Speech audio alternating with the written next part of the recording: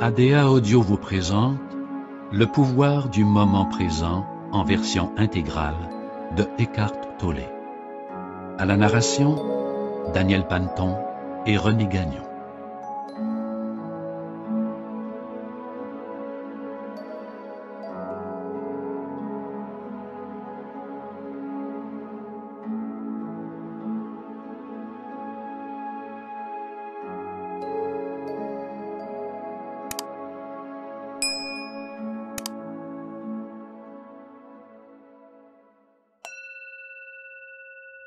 Où que vous soyez, soyez-y totalement. Pouvez-vous donner d'autres exemples d'inconscience ordinaire? Essayez de vous surprendre en train de vous plaindre en parole ou en pensée d'une situation dans laquelle vous vous trouvez, de ce que les autres font ou disent, de votre cadre de vie, de vos conditions de vie, et même du temps qu'il fait. Se lamenter, c'est toujours et encore ne pas accepter ce qui est. Cette attitude comporte invariablement une charge négative inconsciente.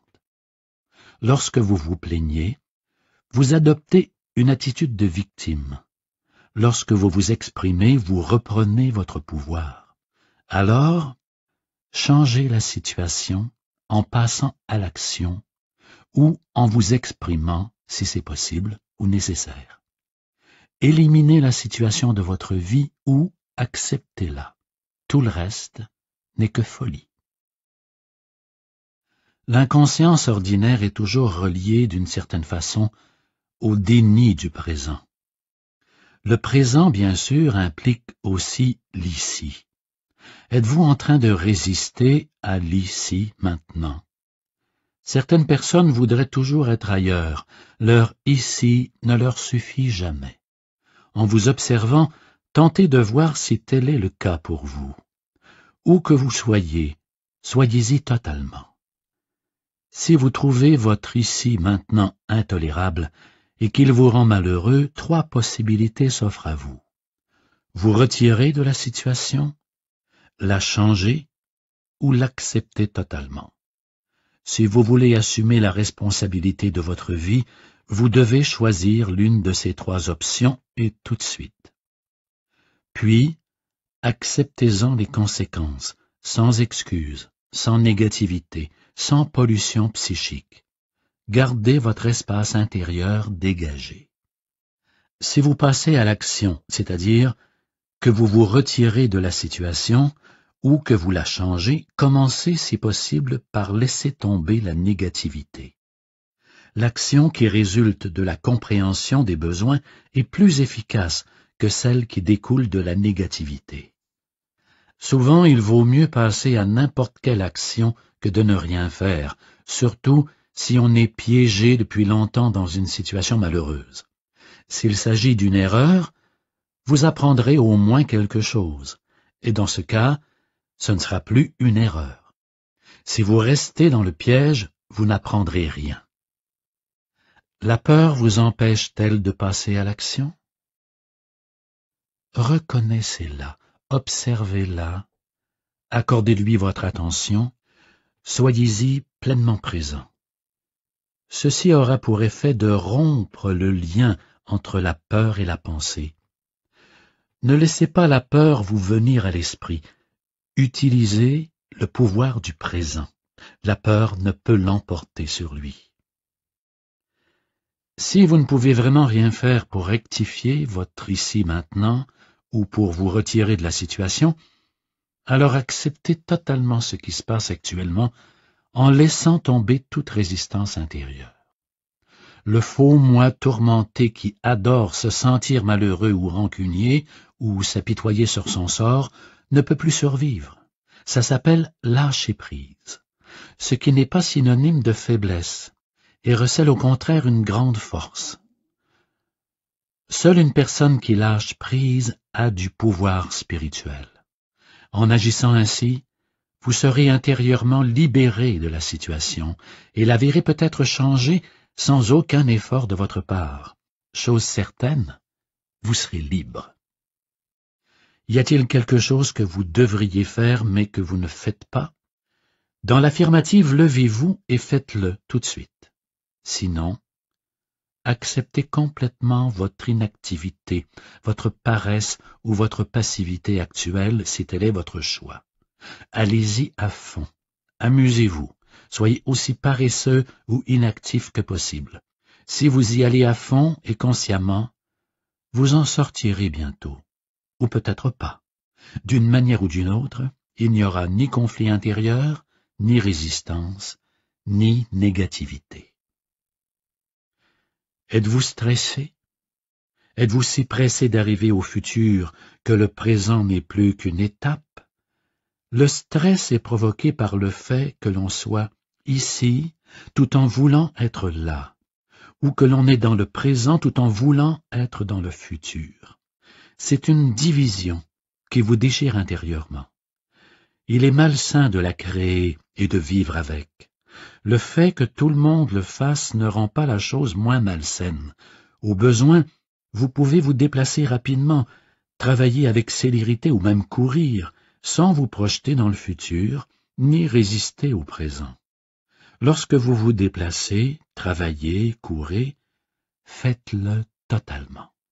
Appréciez le mouvement et l'intensité de l'énergie à cet instant-là. Vous voyez, à présent, vous n'êtes plus stressé, vous n'êtes plus en dichotomie. Vous ne faites que vous déplacer, courir, travailler et apprécier. Et vous pouvez tout laisser tomber ou vous asseoir sur un banc de parc, mais si vous le faites, observez votre mental. Il vous dira peut-être « Tu devrais être en train de travailler, tu perds ton temps ». Observez-le, souriez-lui. Le passé retient-il une grande partie de votre attention?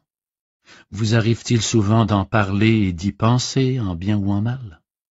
S'agit-il des grandes choses que vous avez accomplies, de vos aventures ou de vos expériences? Ressassez-vous votre passé de victime et les affreuses choses que l'on vous a faites ou que vous avez faites à quelqu'un? Vos mécanismes mentaux sont-ils en train d'engendrer de la culpabilité, de l'orgueil, du ressentiment, de la colère, du regret ou de l'apitoiement sur vous-même? Alors non seulement vous renforcez un faux sentiment du moi, mais vous ancrez également le processus de vieillissement de votre corps, en provoquant une accumulation de passé dans votre psyché. Vérifiez cela vous-même en observant autour de vous ceux qui ont une forte tendance à s'accrocher au passé. Laissez mourir le passé à chaque instant, vous n'en avez pas besoin, n'y faites référence que lorsque c'est absolument de mise pour le présent. Ressentez le pouvoir de cet instant et la plénitude de l'être. Sentez votre présence. Êtes-vous inquiet? Avez-vous souvent des pensées anticipatoires? Dans ce cas, vous vous identifiez à votre mental, qui se projette dans une situation future imaginaire et crée de la peur. Il n'y a aucun moyen de faire face à une telle situation, car celle-ci n'existe pas. C'est un ectoplasme mental. Vous pouvez mettre fin à cette folie corrosive qui sape votre santé et votre vie. Il vous suffit de saisir l'instant présent. Prenez conscience de votre respiration.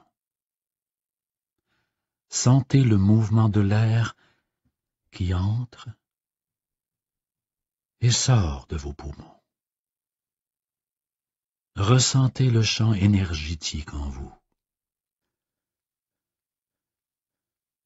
Tout ce que vous n'aurez jamais à affronter et à envisager dans la vie réelle, c'est cet instant, alors que vous ne pouvez pas le faire dans le cas de projection mentale imaginaire. Demandez-vous quel problème vous avez à l'instant, et non celui que vous aurez l'an prochain, demain ou dans 5 minutes. Qu'est-ce qui ne va pas en ce moment? Vous pouvez toujours composer avec le présent, mais vous ne pourrez jamais composer avec le futur, et vous n'aurez pas à le faire. La réponse, la force, l'action ou la ressource juste se présentera lorsque vous en aurez besoin, ni avant ni après.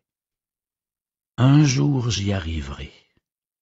Votre but monopolise-t-il une si grande partie de votre attention que vous réduisez l'instant présent à un moyen vous permettant d'atteindre ce but?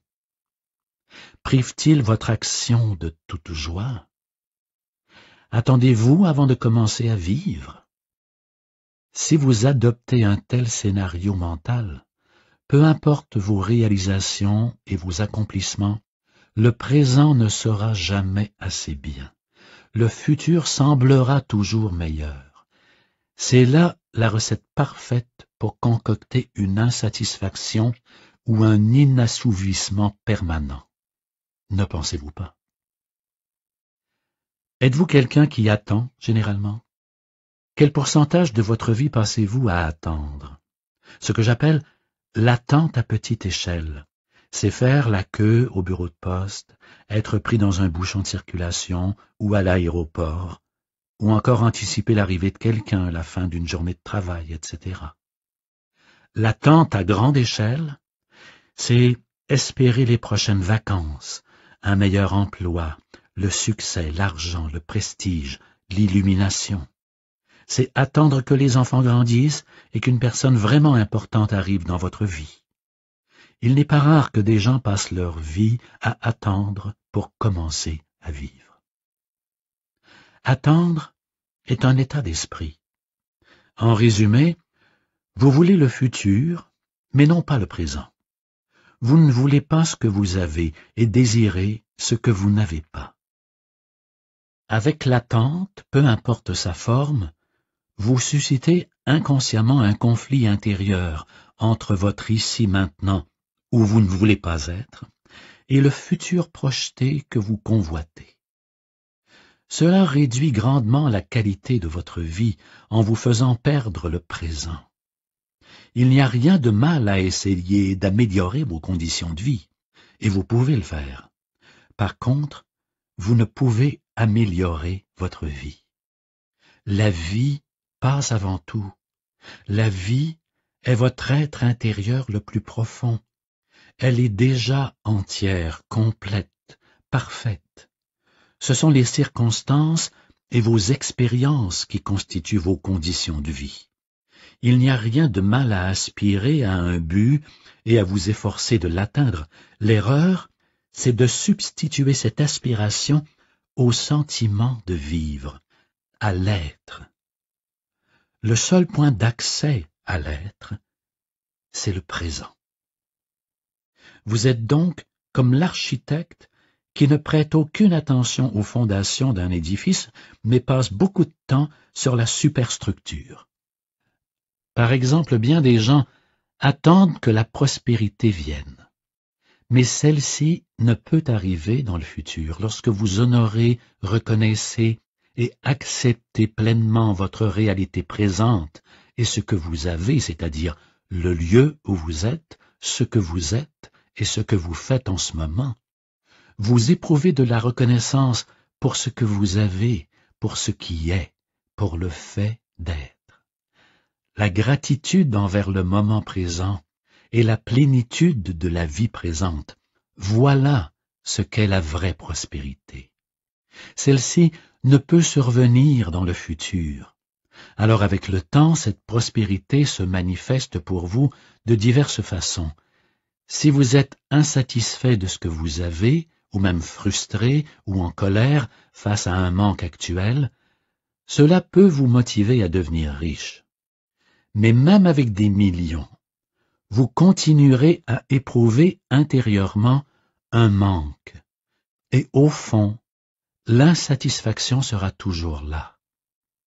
Vous avez peut-être vécu de nombreuses expériences passionnantes qui peuvent s'acheter, mais elles sont éphémères et vous laissent toujours un sentiment de vide et le besoin d'une plus grande gratification physique ou psychologique.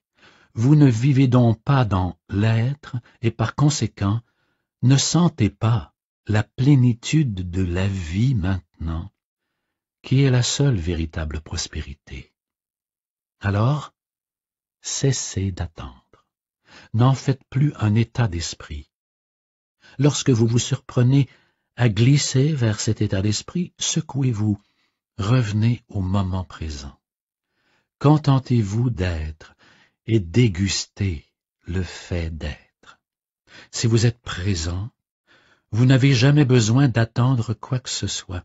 Donc, la prochaine fois que quelqu'un vous dira « Désolé de vous faire attendre », vous pourrez répondre « Ça va, je n'attendais pas, j'étais tout simplement là, à m'amuser. » Voilà seulement quelques-unes des stratégies habituelles qui font partie de l'inconscience ordinaire et que le mental utilise pour nier le moment présent. Elles font tellement partie de la vie normale, du parasitage de fond et de l'insatisfaction perpétuelle qu'il est facile de les ignorer. Mais plus on surveille son état mental et émotionnel intérieur, plus il est facile de savoir quand on s'est fait prendre au piège du passé ou du futur. Plus il est facile de se rendre compte qu'on a été inconscient et de sortir du rêve du temps pour revenir au présent. Mais attention, le faux moi tourmenté et fondé sur l'identification au mental se nourrit du temps. Il sait que le moment présent signe son arrêt de mort et se sent de ce fait très menacé par lui. Il fera tout ce qu'il pourra pour vous en éloigner. Il essaiera de vous maintenir à tout prix dans le temps. Le but spirituel du périple qu'est votre vie. Je perçois le vrai dans ce que vous dites, mais je crois tout de même que nous devons avoir un but dans le périple qu'est notre vie. Autrement, nous nous contentons de dériver, et un but, c'est le futur, n'est-ce pas? Comment réconcilier cela avec le fait de vivre dans le présent?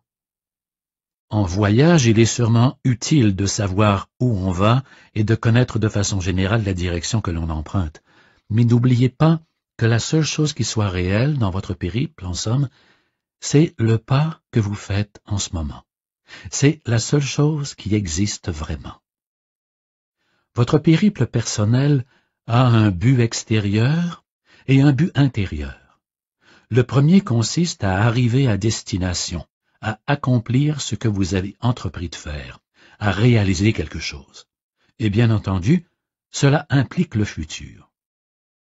Mais si votre destination ou les pas que vous ferez dans le futur monopolisent tellement votre attention qu'ils deviennent plus importants pour vous que le pas que vous faites maintenant, alors vous passez complètement à côté de la raison d'être de votre périple qui n'a rien à voir avec l'endroit où vous allez, ni avec le geste que vous posez, mais tout à voir avec le comment des choses. Ce périple de vie n'a rien à voir avec le futur, mais tout à voir avec la qualité de votre conscience à cet instant même. Le but extérieur appartient à la dimension horizontale de l'espace et du temps.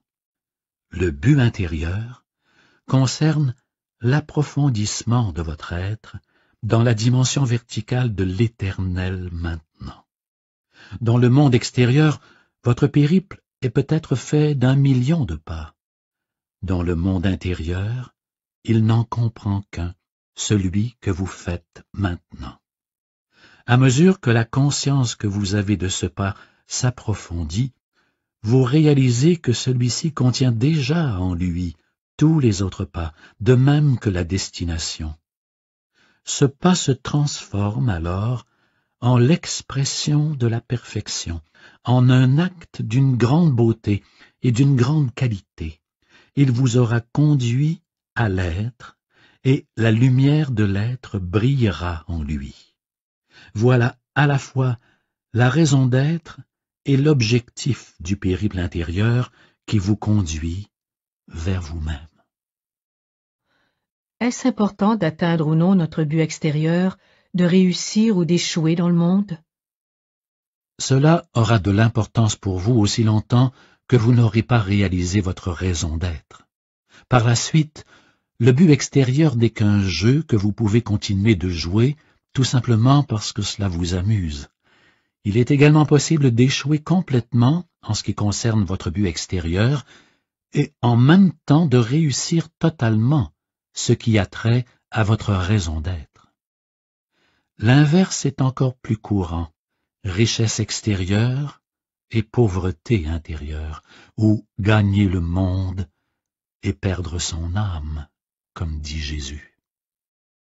En définitive, tout but extérieur est tôt ou tard voué à l'échec, parce qu'il est tout simplement soumis à la loi de l'impermanence des choses. Plus tôt vous réaliserez que votre but extérieur ne peut vous procurer de satisfaction durable, mieux ce sera. Lorsque vous aurez constaté les limites de votre but extérieur, vous mettrez de côté l'attente irréaliste qui vous rend heureux et le subordonnerez à votre raison d'être intérieure. Le passé ne peut survivre en votre présence. Vous avez dit que le fait de parler du passé ou d'y penser est une façon d'éviter le présent. Mais à part le passé dont nous nous rappelons et auquel nous nous identifions peut-être, n'y a-t-il pas en nous un autre niveau de passé beaucoup plus enraciné? J'entends par là le passé inconscient qui conditionne nos vies à partir d'expériences vécues dans la petite enfance et peut-être même au cours de vies antérieures. Il y a également notre conditionnement culturel qui se rapporte à notre lieu de résidence et à l'époque à laquelle nous vivons. Toutes ces choses déterminent notre façon de voir le monde, de réagir, de penser, le genre de relations que nous entretenons, la manière dont nous vivons notre vie. Comment pourrions-nous jamais devenir conscients de tout cela ou nous en débarrasser? Combien de temps faudrait-il? Et même si nous y arrivions, que resterait-il? Que reste-t-il lorsque l'illusion disparaît? Il n'est pas nécessaire de fouiller votre passé inconscient, sauf lorsqu'il se manifeste dans l'instant sous la forme d'une pensée, d'une émotion, d'un désir, d'une réaction ou d'un événement qui vous arrive. Tout ce que vous avez besoin de savoir au sujet de votre passé inconscient, les défis du présent vous l'apporteront. Si vous commencez à fouiller votre passé, ce sera un trou sans fond, car vous trouverez toujours autre chose. Vous croyez peut-être qu'il vous faut plus de temps pour comprendre le passé, ou vous en libérer, donc que le futur finira par vous en délivrer. C'est là une illusion. Seul le présent peut vous amener à cela. Vous ne pouvez pas vous défaire du temps en y mettant du temps. Sachez accéder au pouvoir de l'instant présent. C'est la clé. Qu'est-ce que le pouvoir de l'instant présent? Ce n'est rien d'autre que le pouvoir de votre présence, de votre conscience, libérée des formes pensées. Alors faites face au passé à partir du présent. Plus vous accordez d'attention au passé, plus vous lui donnez d'énergie, et plus vous êtes susceptible d'en faire un moi. Ne vous méprenez pas, il est essentiel d'être attentif, mais pas au passé en tant que tel. Accordez de l'attention au présent, à votre comportement, à vos réactions, à vos humeurs, à vos pensées, à vos émotions, à vos peurs et à vos désirs à mesure qu'ils se présentent dans l'instant présent. C'est cela, votre passé. Si vous pouvez être suffisamment présent pour observer toutes ces choses, non pas avec un regard critique ou analytique, mais sans les juger, alors vous faites face au passé et le dissipez par le pouvoir de votre présence. Vous ne pouvez pas vous trouver en retournant dans le passé, mais c'est possible en revenant dans le présent. N'est-il pas utile de comprendre le passé pour pouvoir saisir la raison pour laquelle nous faisons certaines choses, nous réagissons de certaines manières ou créons inconsciemment notre propre mélodrame, nos scénarios relationnels, etc. À mesure que vous prenez davantage conscience de votre réalité présente, certaines intuitions vous viennent quant au fonctionnement particulier de votre conditionnement. Par exemple, vous comprenez pourquoi vos relations obéissent à des scénarios précis. et pourquoi des événements passés remontent à votre mémoire et deviennent plus clairs. C'est bien, et cela peut même être utile, mais ce n'est pas essentiel. Ce qui l'est, c'est votre présence consciente. C'est elle qui dissipe le passé et sert d'agent de transformation. Alors ne cherchez pas à comprendre le passé, et soyez aussi présent que possible. Le passé ne peut survivre en votre présence. Il n'existe qu'en votre absence. La présence en tant qu'état. Ce n'est pas ce que vous pensez. Vous parlez souvent de l'état de présence comme étant la clé. Je pense comprendre intellectuellement, mais je ne suis pas sûre d'en avoir jamais véritablement fait l'expérience. Je me demande si c'est ce que je pense ou s'il s'agit de quelque chose d'entièrement différent. Ce n'est pas ce que vous pensez. Vous ne pouvez réfléchir à la présence, et le mental ne peut pas la comprendre. Saisir ce qu'est la présence, c'est être présent. Tentez une petite expérience. Fermez les yeux et dites-vous « Je me demande ce que sera ma prochaine pensée ». Puis, restez sur le qui-vive et attendez la pensée suivante. Soyez comme le chat qui attend la souris devant son trou. Quelle est la prochaine pensée qui sortira du trou de souris? Essayez maintenant.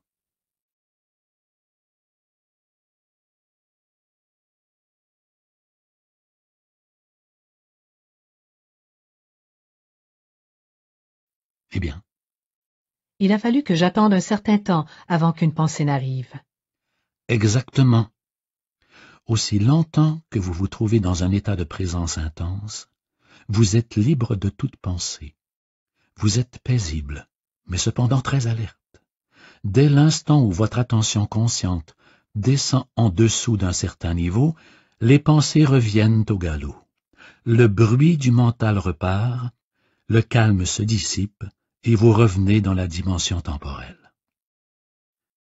Certains maîtres zen sont réputés pour avoir eu l'habitude d'arriver en catimini dans le dos de leurs élèves et de leur asséner soudainement un coup de baguette afin de vérifier leur degré de présence. Tout un choc. Si l'étudiant avait été totalement présent et vigilant, s'il avait ceint ses reins et gardé sa lampe allumée, une des métaphores employées par Jésus pour décrire ce qu'est la présence, il aurait remarqué que le maître arrivait derrière lui et l'aurait soit arrêté ou se serait déplacé sur le côté. Mais si le coup atteint sa cible, cela veut dire que la personne était plongée dans ses pensées et qu'elle était par conséquent absente et inconsciente. Pour rester présent dans la vie quotidienne, il faut être bien ancré en soi, bien enraciné. Sinon le mental vous entraînera dans son flot comme une rivière en furie, car son mouvement d'entraînement est incroyable. Que voulez-vous dire par être bien ancré en soi? Je veux dire habiter votre corps totalement, avoir constamment votre attention en partie fixée sur le champ énergétique de votre corps, sentir votre corps de l'intérieur, pour ainsi dire. La conscience du corps vous fait rester présent et vous ancre dans le présent. Le sens ésotérique de l'attente.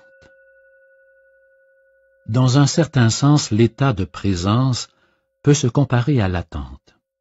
Jésus a eu recours à cette métaphore de l'attente dans quelques-unes de ses paraboles. Il ne s'agit pas de la sorte d'attente ennuyeuse ou agitée dont j'ai parlé plus tôt, et qui est une négation du présent. Il ne s'agit pas non plus de l'attente où l'attention est fixée sur un point dans le futur et où le présent est perçu comme un obstacle indésirable qui vous empêche d'obtenir ce que vous voulez. Il existe une autre sorte d'attente dont la qualité est très différente et qui exige de votre part une vigilance totale. Quelque chose pourrait se manifester à n'importe quel moment, et si vous n'êtes pas totalement éveillé, totalement immobile, vous passerez à côté. C'est de cette sorte d'attente dont parle Jésus. Dans cet état, toute votre attention se trouve dans le présent. Il n'en reste rien pour rêver, penser, se souvenir et anticiper l'avenir. Il n'y a là aucune tension, ni aucune peur, seulement une présence vigilante. Vous êtes présent à tout votre être, à chaque cellule de votre corps. Dans cet état, le vous, qui a un passé et un futur, la personnalité, si vous voulez, n'est quasiment plus là. Et pourtant, rien de significatif n'est perdu. Vous êtes encore essentiellement vous-même. En fait, vous êtes plus totalement vous-même que vous ne l'avez jamais été, ou plutôt, ce n'est que dans le maintenant que vous êtes véritablement vous-même. Soyez comme le serviteur qui attend le retour de son maître, dit Jésus. Le serviteur n'a aucune idée de l'heure à laquelle son maître reviendra. C'est pour cela qu'il reste éveillé, vigilant, prêt, tranquille, sinon il ratera l'arrivée de son maître. Dans une autre parabole, Jésus parle des 5 femmes étourdies, donc inconscientes, qui n'ont pas assez d'huile, de conscience, pour faire brûler leur lampe, pour rester présentes, et qui manquent ainsi le marié, le présent, et ne réussissent pas à se rendre au banquet de noces, l'illumination. Ces 5 femmes étourdies font pendant aux 5 femmes sages qui ont assez d'huile, qui restent conscientes. Même les hommes qui ont rédigé les évangiles ne comprenaient pas le sens de ces paraboles. C'est ainsi que les premières fausses interprétations et des distorsions se sont insinuées dans les Écritures. Par la suite, d'autres fausses interprétations sont venues, et le véritable sens des paraboles s'est complètement perdu. Ces paraboles ne traitent pas de la fin du monde, mais de la fin du temps psychologique. Elles font référence à la transcendance de l'ego et à l'idée qu'il est possible de vivre dans un état de conscience entièrement nouveau. La beauté naît dans le calme de la présence. J'ai déjà vécu pendant quelques instants ce que vous venez de décrire, surtout quand j'étais seule et en pleine nature. Oui, les maîtres zen utilisent le terme satori pour décrire cette soudaine lucidité, ce moment de vide mental et de présence totale. Bien que le satori ne soit pas une transformation permanente, soyez reconnaissant que cela vous arrive, car cela vous donne un avant-goût de ce qu'est l'éveil spirituel. Il se peut que vous en ayez fait l'expérience à de nombreuses reprises sans savoir ce que c'était, ni même en réaliser l'importance. Il faut une certaine présence pour avoir conscience de la beauté, de la majesté et du sacré de la nature. Vous est-il déjà arrivé par une belle nuit de perdre votre regard dans l'infini de l'espace et d'être ému par son immobilité absolue et son inconcevable immensité? Avez-vous déjà vraiment écouté le murmure d'un torrent alpin dans la forêt? Ou encore le chant d'un merle en plein été au crépuscule? Pour prendre conscience de telles choses, il faut que le mental se soit tu. Vous devez mettre momentanément de côté votre fardeau de problèmes, vos charges de passé et de futur, ainsi que toutes vos connaissances. Sinon, vous verrez, mais sans vraiment voir. Vous entendrez, mais sans vraiment entendre. Vous devez être totalement présent. Au-delà de la beauté des formes extérieures, il y a plus. Il y a quelque chose d'indéfinissable qui n'a pas de nom. Il y a une essence intérieure, profonde et sacrée. Là où il y a de la beauté, cette essence transparaît d'une façon ou d'une autre. Elle ne vous est révélée que si vous êtes présent. Serait-il possible que cette essence indicible et votre présence soient une seule et même chose? Cette essence indescriptible serait-elle là sans votre présence? Sondez-la en profondeur et découvrez la réponse. Quand vous avez connu de tels moments de présence, il est fort probable que vous n'avez pas réalisé que vous vous êtes retrouvé pendant un court instant dans un état de vide mental. Et c'est parce que l'intervalle entre cet état-là et le flot des pensées était trop court. Cet état de satori n'a peut-être duré que quelques secondes avant que le mental ne rentre en scène, mais il s'est produit. Sinon, vous n'auriez pas pu connaître la beauté. Le mental, lui, ne peut ni reconnaître ni créer la beauté. C'est seulement pendant quelques secondes, alors que vous étiez totalement présent, que cette beauté et ce sacré se sont manifestés. En raison de la courte durée du hiatus et de votre manque d'attention et de vigilance, vous avez probablement été incapable de constater la différence fondamentale qui existe entre la perception, la conscience de la beauté libre du processus de la pensée, et le fait de nommer et d'interpréter la chose en pensée.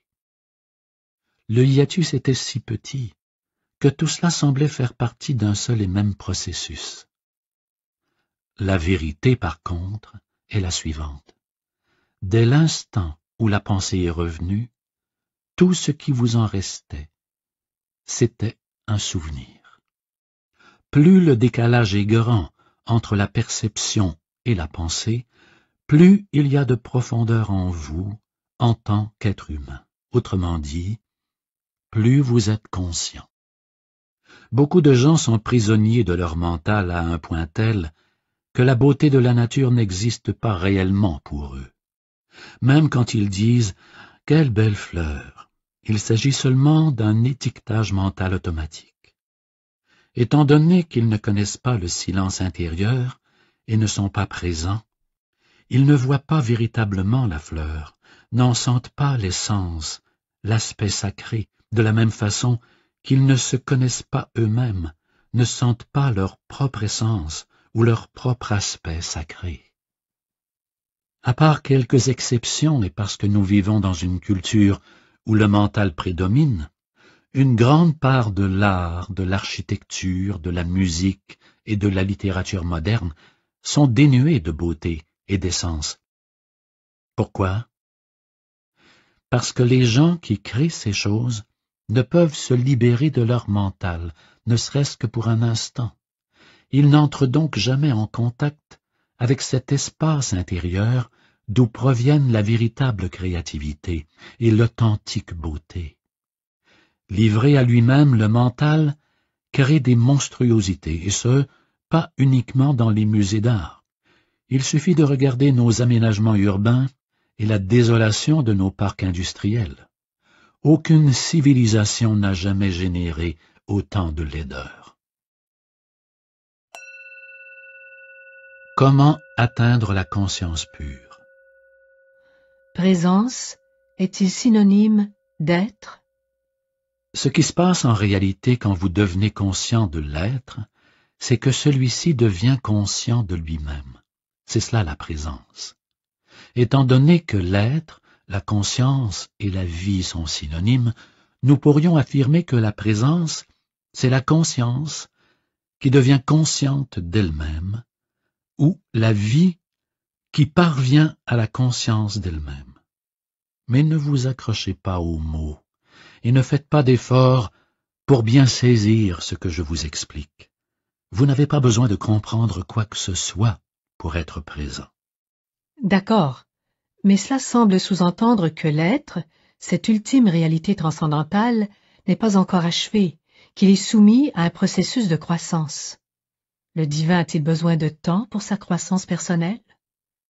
Oui, mais seulement si on considère les choses sous l'angle de l'univers manifesté. Dans la Bible, Dieu déclare « Je suis l'alpha et l'oméga, le premier et le dernier, le principe et la fin. »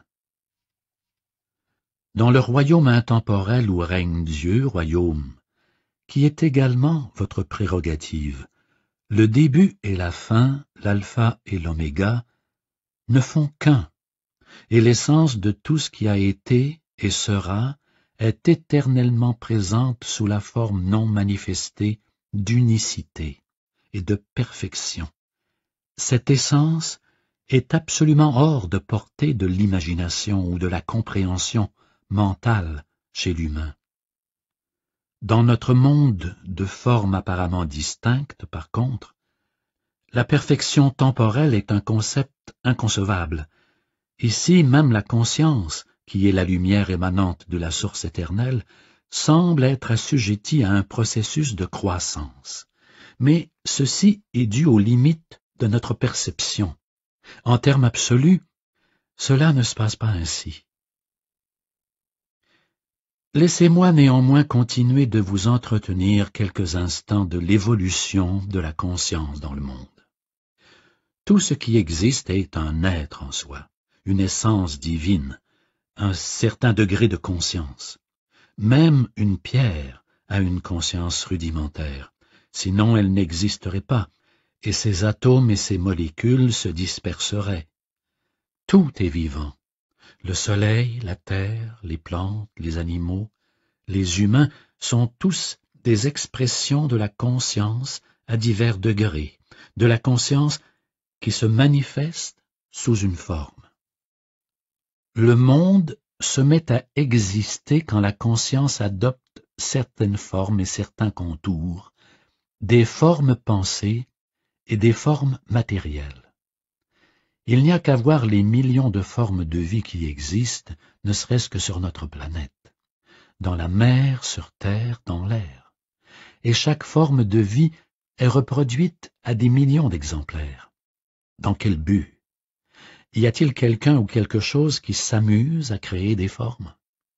C'est ce que les anciens prophètes des Indes se demandaient. Selon eux, le monde était un jeu, lila, une sorte de jeu divin joué par Dieu. Dans ce jeu, les diverses formes de vie ne sont de toute évidence pas très importantes. Dans la mer, la plupart des formes de vie ne survivent que quelques minutes après leur naissance. Les formes humaines ne prennent pas non plus longtemps avant de redevenir poussière, et quand elles ont disparu, c'est comme si elles n'avaient jamais existé. Est-ce tragique, cruel? Cela l'est seulement si vous attribuez une identité distincte à chaque forme, si vous oubliez que sa conscience est l'expression de l'essence divine par la forme. Mais vous ne saurez aborder ceci qu'une fois que vous réaliserez être vous-même essence divine en tant que pure conscience. Si un poisson voit le jour dans votre aquarium, que vous l'appelez John, lui rédigez un certificat de naissance, lui racontez l'histoire de sa famille, et qu'il finit 2 minutes plus tard dans l'estomac d'un autre poisson, la chose est tragique. Mais cela l'est uniquement parce que vous avez projeté sur lui un moi distinct, là où il n'y en avait pas.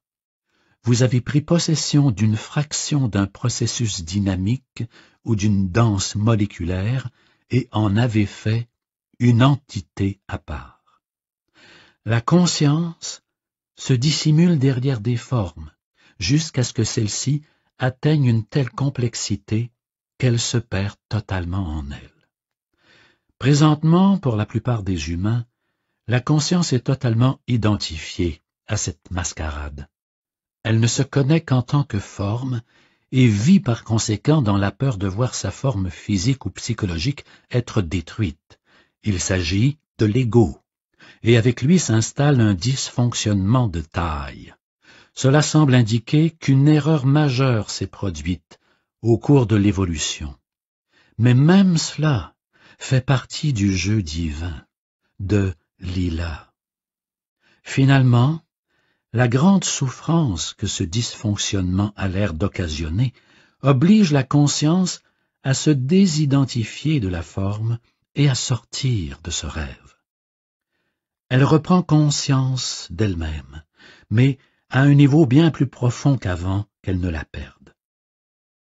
Jésus explique ce phénomène par la parabole du fils égaré, qui abandonne la maison paternelle, dilapide ses richesses, se retrouve totalement démuni et est ainsi obligé de rentrer chez lui à cause de sa souffrance. Quand il revient, son père l'aime plus qu'avant. Pourtant, le fils est pareil à ce qu'il était, tout en étant différent. En fait, une nouvelle dimension plus profonde semble l'habiter maintenant. Cette parabole décrit le périple qui part de la perfection inconsciente et passe par l'enfer et l'apparente imperfection pour arriver à la perfection consciente. Comprenez-vous maintenant la portée profonde et vaste du fait que vous soyez l'observateur de votre mental?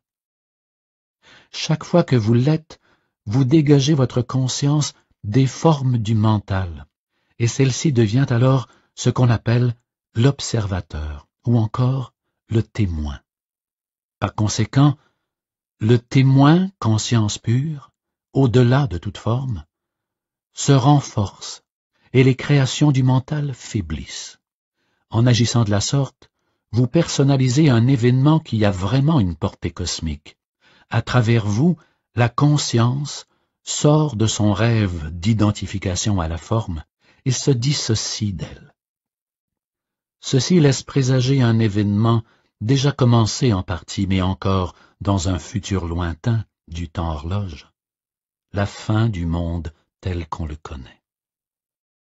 Quand la conscience se libère de son identification aux formes physiques et mentales, elle devient ce que l'on pourrait qualifier de conscience pure et illimitée, ou encore de présence.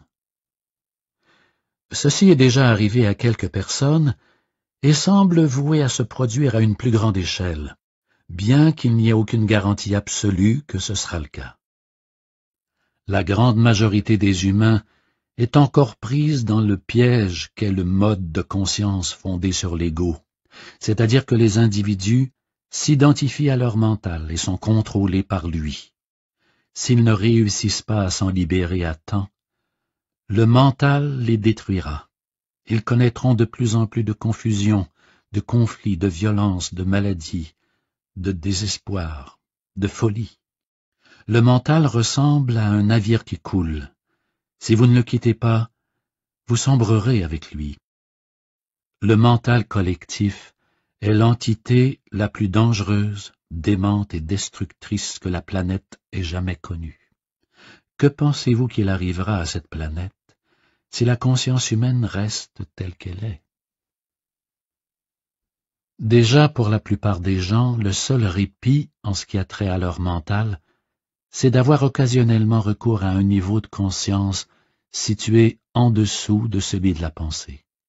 C'est ce que tout le monde fait chaque nuit en dormant. Mais cela se produit également dans une certaine mesure au cours des relations sexuelles ou en prenant de l'alcool ou d'autres drogues qui réduisent l'activité excessive du mental. Si l'alcool, les tranquillisants, les antidépresseurs et les drogues illégales n'existaient pas, et ils sont tous consommés en quantité énorme, la démence du mental humain serait encore plus flagrante qu'elle ne l'est déjà. À mon avis, si on privait les gens de leur drogue, une grande partie de la population deviendrait un danger pour elle-même et pour les autres. Bien entendu, ces drogues vous maintiennent dans un état de dysfonctionnement. Leur emploi généralisé ne fait que retarder la déstructuration du vieux mental et l'avènement d'une conscience supérieure. Les consommateurs de drogue peuvent certes trouver grâce à elles un soulagement aux tortures quotidiennes que le mental leur inflige. Par contre, ces drogues les empêchent d'avoir assez de présence consciente pour pouvoir s'élever au-dessus du niveau de la pensée et ainsi trouver la véritable libération. Retomber à un niveau de conscience situé en dessous de celui de la pensée, qui est celui de nos lointains ancêtres, des animaux et des plantes, n'est pas une solution pour nous. Nous ne pouvons pas revenir en arrière. Si la race humaine veut survivre, elle doit passer à l'étape suivante. La conscience évolue dans l'univers entier sous des milliards de formes diverses. Alors, même si nous ne réussissions pas à passer à l'étape suivante, cela n'aurait pas beaucoup d'importance à l'échelle cosmique. Un acquis sur le plan de la conscience n'étant jamais perdu, celle-ci s'exprimerait simplement sous une autre forme. Mais le fait même que je m'adresse à vous ici en ce moment et que vous m'écoutiez indique clairement que cette conscience nouvelle est en train d'établir ses positions sur cette planète. Il n'y a rien de personnel dans la communication qui existe entre vous et moi. Je ne fais pas de l'enseignement. Vous êtes conscient et à l'écoute de vous-même. Selon un dicton oriental, ensemble, l'enseignant et l'élève créent l'enseignement. Chose certaine, les mots en soi ne sont pas importants. Ils ne sont pas la vérité. Ils en sont seulement le signe indicateur. Je m'adresse à vous à partir d'un état de présence, et à mesure que je parle, il est possible que vous puissiez vous joindre à moi dans ce même état. Bien que chacun des mots que j'utilise ait une histoire et trouve évidemment son origine dans le passé, comme c'est le cas pour toutes les langues, les paroles que j'emploie avec vous transmettent la fréquence énergétique élevée de la présence, qui n'a rien à voir avec le sens que ces mots communiquent. Quant à la présence, le silence est un transmetteur encore plus puissant. Aussi, quand vous m'écoutez parler, prêtez attention au silence entre les mots et derrière eux. Soyez conscient des hiatus. Où que vous soyez, vous pouvez facilement devenir présent en écoutant le silence. Même s'il y a du bruit, il existe toujours un certain silence en dessous de lui et entre les sons. Le fait d'écouter le silence amène immédiatement le calme en vous. Seule cette paix en vous peut percevoir le silence extérieur. Et qu'est donc ce calme, si ce n'est la présence? La conscience libérée des formes pensées. Là se trouve la preuve vivante de ce dont nous venons de parler. Le Christ, réalité de votre présence divine. Ne restez pas accrochés aux mots. Vous pouvez remplacer Christ par présence, si cela a plus de sens pour vous. Ce Christ est votre essence divine, ou votre moi, ainsi qu'on l'appelle parfois en Orient. La seule différence entre le Christ et la présence, c'est que celui-ci fait référence à la divinité, qui vous habite indépendamment du fait que vous en soyez conscient ou non, alors que la présence renvoie à la divinité conscientisée, éveillée. De nombreux malentendus et plusieurs fausses croyances au sujet du Christ se dissiperont si vous réalisez qu'il n'y a ni passé ni futur de rattaché au Christ. Aussi, affirmer que le Christ a existé ou existera est une contradiction en soi. Jésus a existé. C'est un homme qui a vécu il y a 2000 ans et qui a réalisé sa vraie nature et la présence divine en lui. C'est la raison pour laquelle il a déclaré « Avant qu'Abraham soit, je fus ». Il n'a pas dit « J'existais déjà avant qu'Abraham naisse ». Cela aurait signifié qu'il se trouvait encore dans la dimension du temps et de l'identification à la forme. Le mot « je suis », employé dans une phrase qui commence par une référence au passé, indique un basculement radical, une discontinuité dans la dimension temporelle. Il s'agit d'une formule de style zen, d'une grande profondeur. Jésus essayait de transmettre la signification de la présence, de la réalisation de soi, de façon directe et non par la pensée rationnelle. Il avait dépassé la dimension de la conscience gouvernée par le temps et était entré dans le royaume de l'intemporel. La dimension de l'éternité était arrivée dans ce monde. Bien entendu, éternité ne veut pas dire temps infini, mais absence de temps. C'est ainsi que l'homme Jésus est devenu le Christ, un support pour la conscience à l'état pur. Et quelle est la définition que Dieu donne lui-même dans la Bible? A-t-il prononcé ces paroles? « J'ai toujours existé et j'existerai toujours ». Bien sûr que non. Cela aurait donné une réalité au passé et au futur. Il s'est plutôt exprimé ainsi. Je suis ce que je suis. Il n'y a rien de temporel ici, seulement une présence. La seconde venue du Christ dont on parle est la transformation de la conscience humaine, le basculement du temporel à la présence, de la pensée à la conscience pure. Il ne s'agit pas de la venue d'un homme ou d'une femme en chair et en os. Si le Christ revenait demain sous une forme matérielle, que pourrait-il ou pourrait-elle vous dire d'autre que « Je suis la vérité, je suis la présence divine, je suis la vie éternelle, je suis en vous, je suis ici, je suis maintenant ». Ne personnalisez jamais le Christ et ne lui attribuez pas une identité quelconque.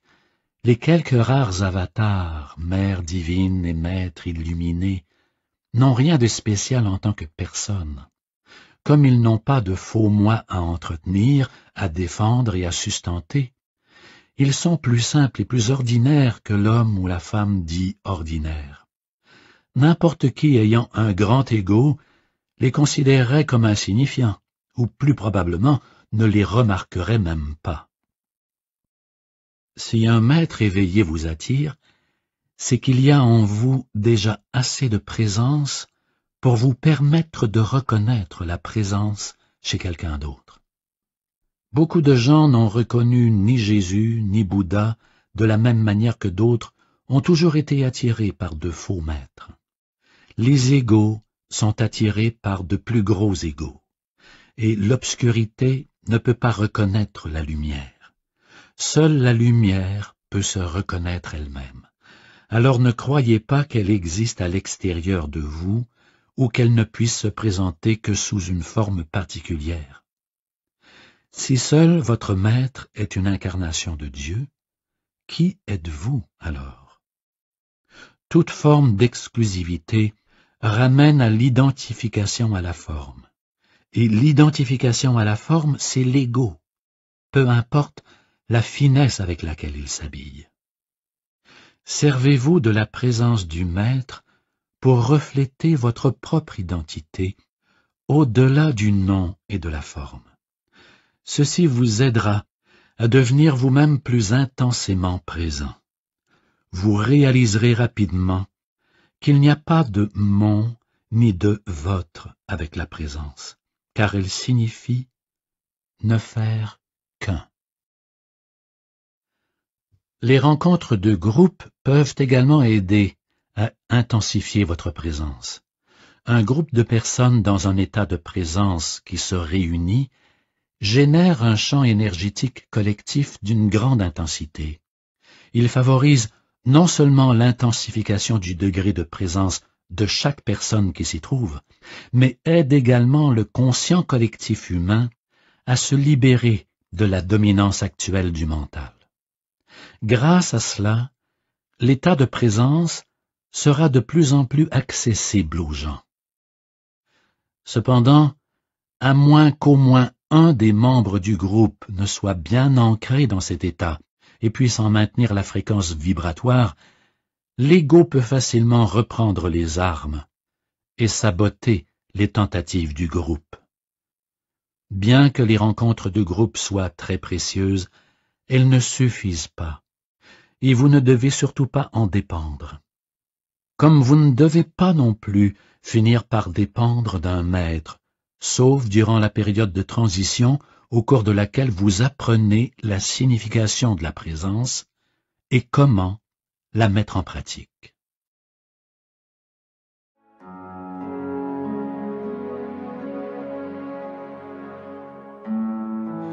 ADA Audio vous a présenté Le pouvoir du moment présent en version intégrale de Eckhart Tolle. À la narration, Daniel Panton et René Gagnon. Assistance à la production, Chantal Paquin. Réalisation, musique et enregistrement, Louis Lachance.